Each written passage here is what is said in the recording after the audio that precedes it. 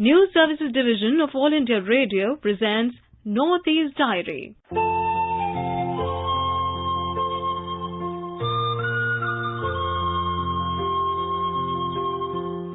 Good evening. Welcome to this edition of Northeast Diary. Here we bring you the latest developments from India's unexplored Northeast region.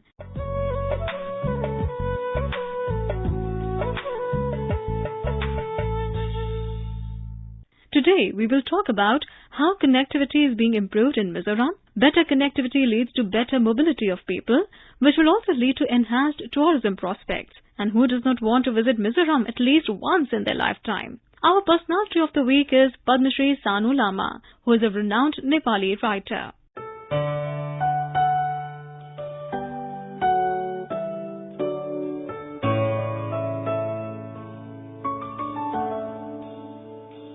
Tuberculosis, commonly known as TB, is an infectious disease which affects over 26 lakh Indians each year. In the recent past, Prime Minister Narendra Modi brought forward India's TB elimination target to 2025, 5 years ahead of WHO's Sustainable Development Goals. To achieve this, the Central TB Division, along with the Ministry of Health and Family Welfare, launched the National Strategic Plan for TB Elimination. It marked a paradigm shift, reorienting the program's focus to ensure greater community engagement. The ministry launched the TB Mukt Bharat campaign, calling for a Jan Andolan or people's movement to build greater awareness, remove the stigma and generate demand for services. Our correspondent in Shillong takes a look at the campaign's progress in Meghalaya. In Meghalaya, TB elimination efforts are being undertaken by the state government under the TB Harega Desh Jitega initiative. The state TB cell of the National Health Mission is spearheading the movement to eliminate this infectious disease which has taken many lives over the years. As part of the campaign, a media sensitization workshop and an update on the steps that has been taken up was held in collaboration with the National Tuberculosis Elimination Program, which is the public health initiative of the Government of India that organizes its anti-tuberculosis efforts. The interaction comes just 3 months after the release of the country's National TB Prevalence Survey. The survey indicated that approximately 64% of symptomatic Indians did not seek professional care for TB, indicating that building awareness continues to remain an important objective for the TB programs. The interaction explored two important dimensions: the current status of Meghalaya's efforts towards TB elimination, especially in a post-pandemic environment, and the endeavors to catalyze a mass movement against TB. Mission Director of National Health Mission, Ram Kumar, shared important facts of tuberculosis and how the state is working to fight the disease. So in the last 6 months, 8 months, we have given extreme attention to tuberculosis. For Meghalaya, it is quite an achievable target because we have certain inherent advantages in which we can work with. TB is quite curable these days, but if the TB is not addressed properly, we have drug-resistant TB also which has come. It's called DRTB. These are very, very dangerous signs. And so drug-resistant TB means no drugs will actually work. We require extremely severe doses of drugs, and that's not. So we would like to see that prevention is the most easiest thing to get to with TB. Today, we have put those machines. Across Meghalaya, the spirit of the Jan Andolan or People's Movement Against TB is taking shape. It is bringing people from all walks of life together to support state's consistent effort to eliminate the disease. This is Rustam for Northeast Diary from AIR News Shillong.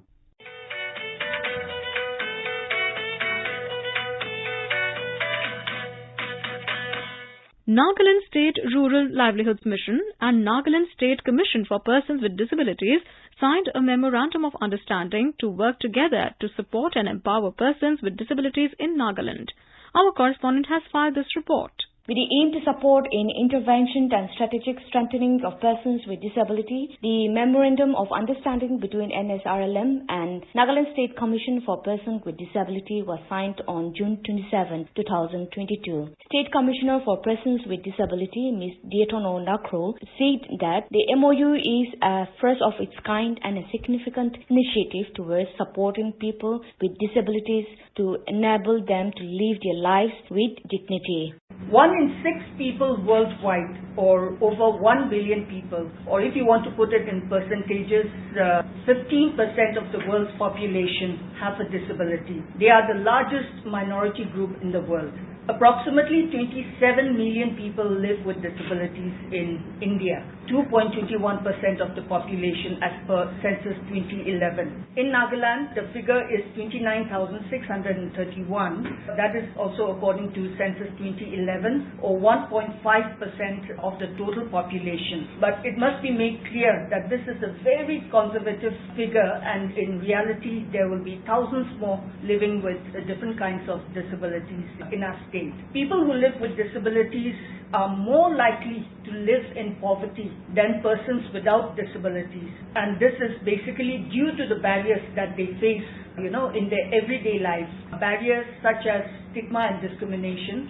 मेरे भी तो सपने थे, पंख लेकिन थे कटे, फिर भी मैं उड़ा. Then there are all those misconceptions and misunderstandings and negative attitudes about disability, such as viewing people with disabilities as people who are useless, kind of hopeless lives, and people who will not be able to be productive, citizens of the state or of the country, and people who will not be able to live any kind of, so-called normal life. बड़ी कमजोरियां, बेड़ियां, मजबूरियां, फिर भी मैं जिया. So then there is limited access to education and employment, inaccessible environments, and a lack of inclusion in livelihood and other social programs. So disability accentuates poverty because the systemic, institutional, environmental, and attitudinal barriers that people with disabilities encounter in their everyday lives result in their entrenched social exclusion and their lack of participation in society. हौसलों को बांध के मंजिलों को खोजने चला. And it must also be noted that women with disabilities face significantly more difficulties. First, because of existing gender biases, and second, because of the barriers that they face due to their disability. Community groups like SHGs can help disabled people, come out of their homes, build relationships within the group as well as so in the wider community, and in the process help build their confidence and independence. So a lot of positive things are also happening, which we are always very happy about. We celebrate every step that is taken forward, but the fact remains that we still have a very, very long way to go, and there is a lot of work yet to be done. This project is the first of its kind, and it's really a significant initiative towards supporting people with disabilities to enable them to live their lives with dignity, while also raising awareness and promoting acceptance of disabilities in the larger community.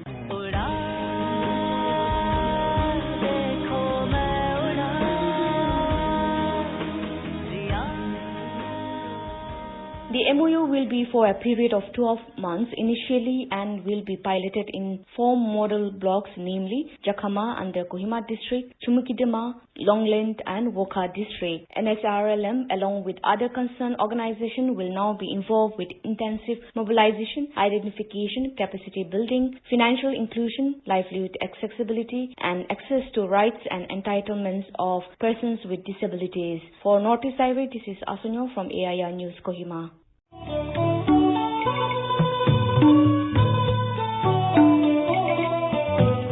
You are listening to our program Northeast Diary, bringing you enchanting stories from the northeastern part of India. This program is broadcast every Thursday and Sunday at 5:30 p.m. on FM Gold and on our app News on AIR. We look forward to you walking this journey with us twice a week, every week.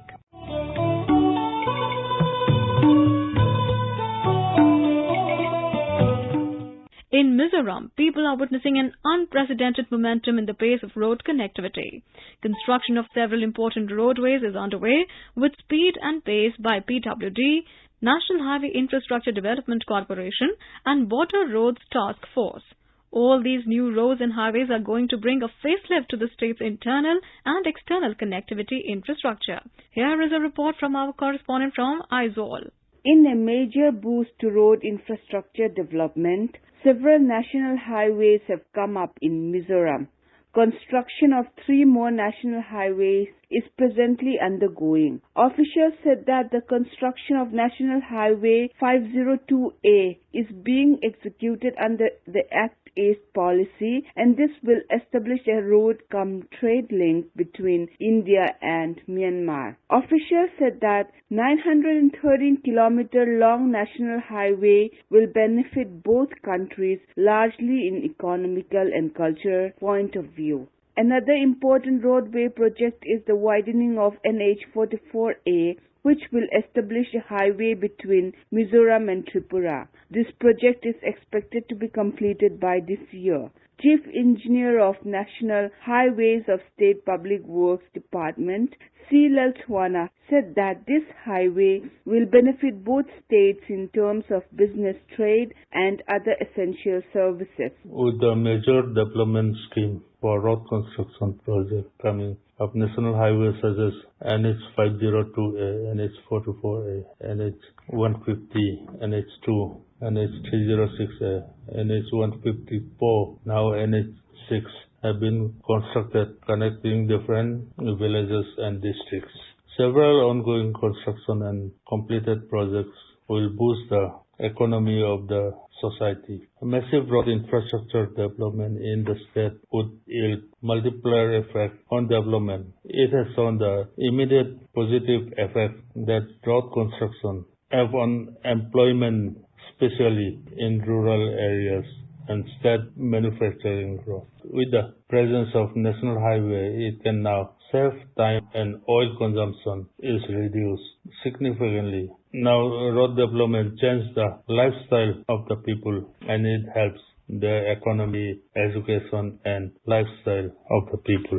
Meanwhile, with a large section of NH44A from Mamit district to Aizawl being completed, the time to reach Aizawl from Mamit has been reduced to 3 hours. Earlier, it took 5 hours to reach Aizawl from Mamit. According to local people, it has saved their time and fuel costs and also excels economic activities. Officials further informed that the National Highway Infrastructure Development Corporation is currently working in the state for improvement and construction of over 700-kilometer national highways and 4 important highways. Also under the Pradhan Mantri Gramin Sadak Yojana PMGSY, rural connectivity is witnessing a big push.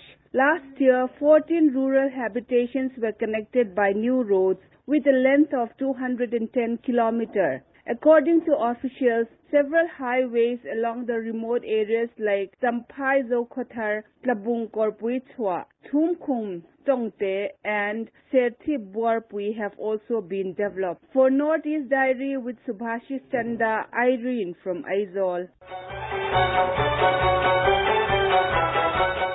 बर्फ से ढके पहाड़, हवा के साथ झूमते चीड़ चिनार, झीलों पर तैरते शिकारे, हरी भरी घाटियों के दिलकश नजारे। आकाशवाणी समाचार आपके लिए लेकर आया है जम्मू कश्मीर विशेष श्रृंखला एक नई सुबह। हम बात करते हैं विकास की, निवेश की, पर्यटन की, संस्कृति की और रोज हो रहे बदलावों की। FM गोल्ड पर सुनिए हर शुक्रवार रात 9:15 पर आकाशवाणी समाचार की विशेष प्रस्तुति जम्मू कश्मीर एक नई सुबह। स्वाधीनता आंदोलन के दौरान भारतीय जनमानस को उद्वेलित कर स्वतंत्रता का अलख जगाने और मातृभूमि के प्रति सेवा, समर्पण और त्याग की ज्वाला प्रज्वलित कर देने वाले अमर गीतों पर आधारित विशेष कार्यक्रम आजादी के तराने सुनना न भूलें। FM गोल्ड 100.1 मेगाहर्ट्ज पर प्रत्येक शुक्रवार शाम 4:45 पर परिक्रमा कार्यक्रम के अंतर्गत आजादी के तराने सिर्फ आकाशवाणी पर। Upper Assam's Dibrugarh district tops the list in the state in the Har Ghar Dastak 2.0 campaign, which ended on 27th June 2022. More on this from our Dibrugarh correspondent. The Har Ghar Dastak 2.0 campaign, which started on June 6, 2022, intended to provide 100% COVID-19 vaccination in Dibrugarh district along with the entire Assam. The special COVID vaccination campaign aimed to ensure complete COVID-19 vaccination for all eligible beneficiaries. Health workers visited door to door to mobilize eligible beneficiaries to take the vaccine and ensure protection. Dr. Bishwajit Borua, District Immunization Officer, informed that a total of 76,345 people in Dibrugarh district were vaccinated during the campaign. It is worth mentioning that the Health Department of Dibrugarh district vaccinated the highest number of people during Har Ghar Dastak 2.0 campaign. Amongst the 18 plus age group, 2,628 people received first dose, 20,030 received second, and 19,976 people received the precaution dose. Amongst the 15 to 18 age group, 6,572 people received the first dose, while 3,697 received the second dose. Along with the above mentioned ones, amongst the 12 to 15 years age group, 13,936 and 9,506 received the first and second dose of COVID-19 vaccine respectively. Dr. Rajiv Kumar Borua, Joint Director of Health Service, Dibrugarh District, said that the COVID-19 vaccination campaign will continue in the coming days and urged all the people to get vaccinated and become partner of fight against COVID-19. It may be mentioned that the first and second dose of COVID-19 vaccination are available free to the public at the government vaccination center. As for precaution dose, it is free for 60 plus age health workers and the frontline workers. The 18 to 59 age group people has to visit a private vaccination center to get the precaution dose at a rate fixed by the government. For Northeast Diary, this is Pranav Kumar Nath from Dibrugarh.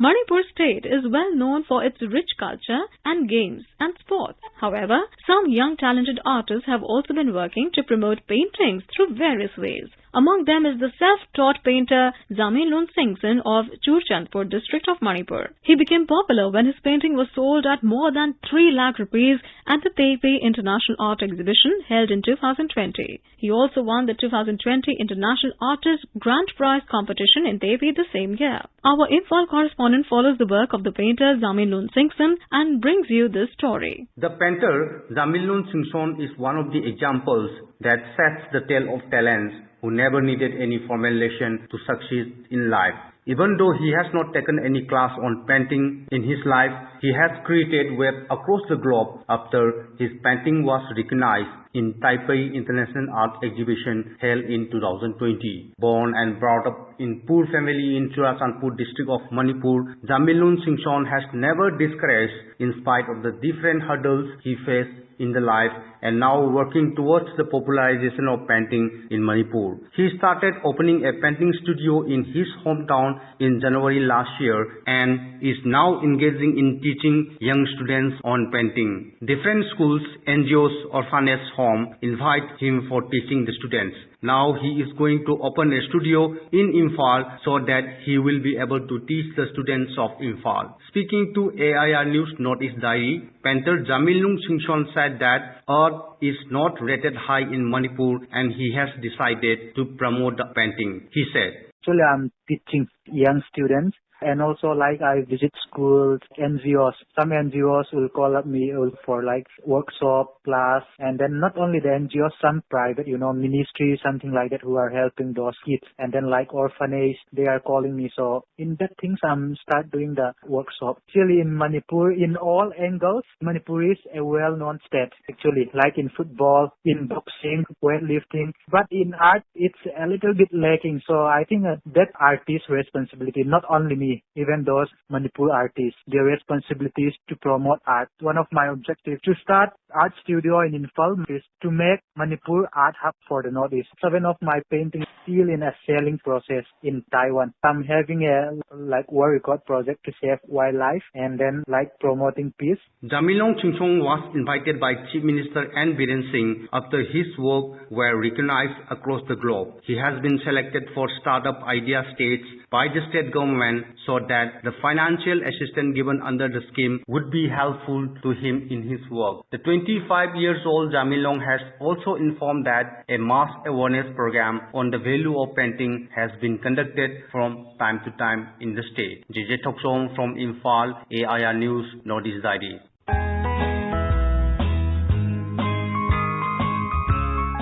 Northeast Diary program, broadcast every Thursday and Sunday at 5:30 p.m., brings very interesting and enchanting stories from the 8 Indian states of Northeast India. Don't forget to tune in.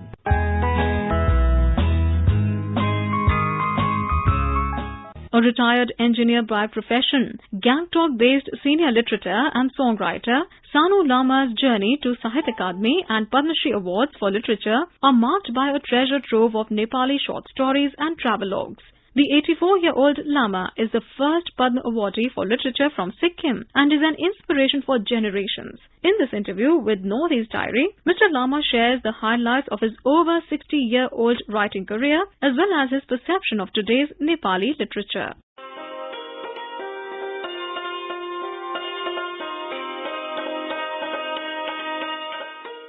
How did you start with writing and music? Who were your first inspirations?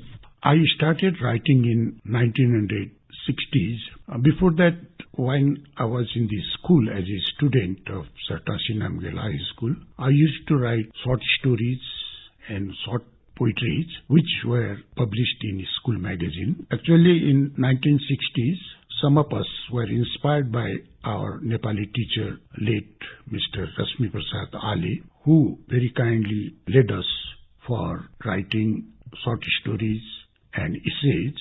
So in 1960, I started writing, and some of the stories were published in various Nepali magazines.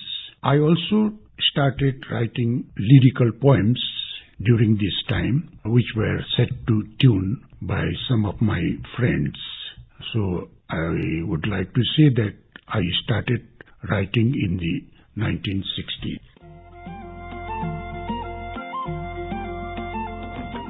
What was the scenario of Nepali literature back in 1960s when you started writing? Nepali literature was already blooming during 1960s. It was mainly due to the first Nepali literary organization, Apatan Sahitya Parishad, which was established in the late 1940s by some of the teachers of Sartasi Namgyal High School. And because of this Apatan Sahitya Parishad, people were inspired, even the students were inspired and started writing poems, short stories, etc. So I should say that in the 1960s, the scenario of Nepali literature was quite okay, and it was already blooming in the 1960s.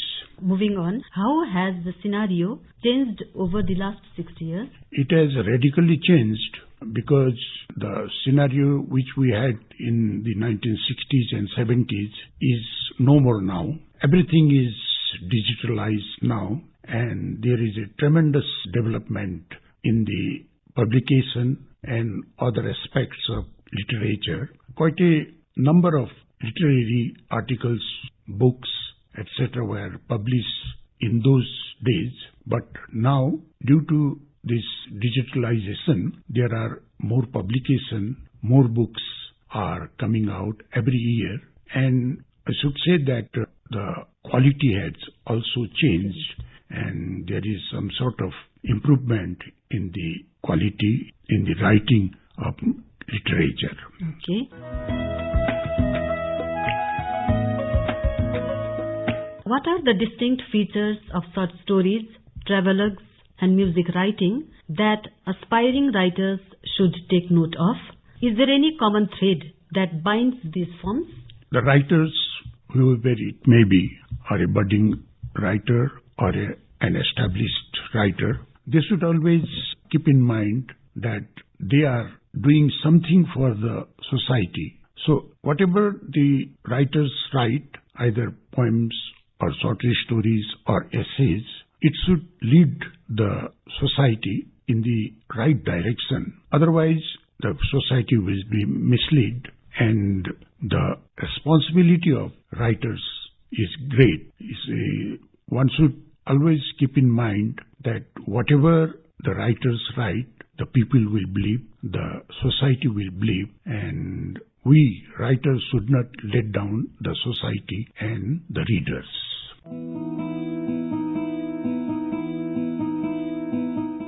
Did you find your work as an engineer and literator complementing each other? Yes, I should say that my service as an engineer could not give sufficient time, the required time for the literature. I still feel sad because during my heyday, I was too busy in my engineering works, which did not allow to give sufficient time to literature. But now, after my retirement, I am giving full time to literature. I am happy to say that I have published a number of books after my retirement.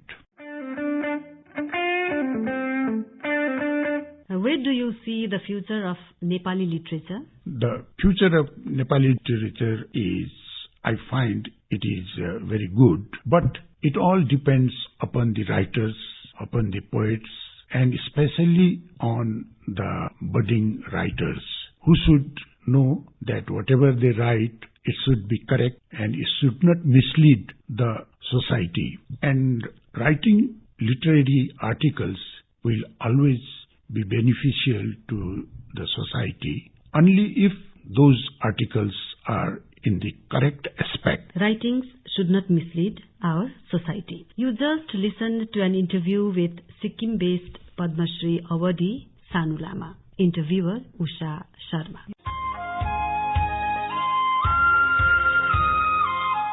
You just listened to an interview with Sikkim-based Padma Shri Awardee Sanu Lama. The interviewer was Usha Sharma. And now, let us listen to this wonderful and enthralling song in the Kokborok language. Kokborok is one of the main native languages of the Tripuri people. Its name comes from Kok, meaning verbal, and Borok, meaning people or human, and is one of the ancient languages of Northeast India.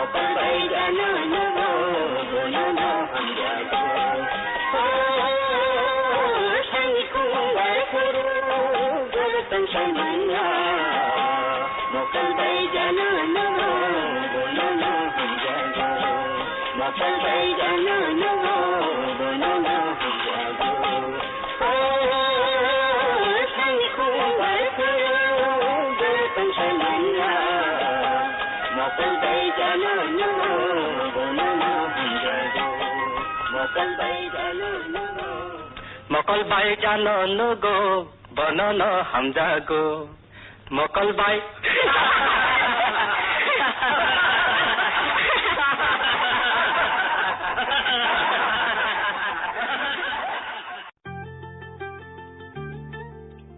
that, we have come to the end of this edition of Northeast Diary.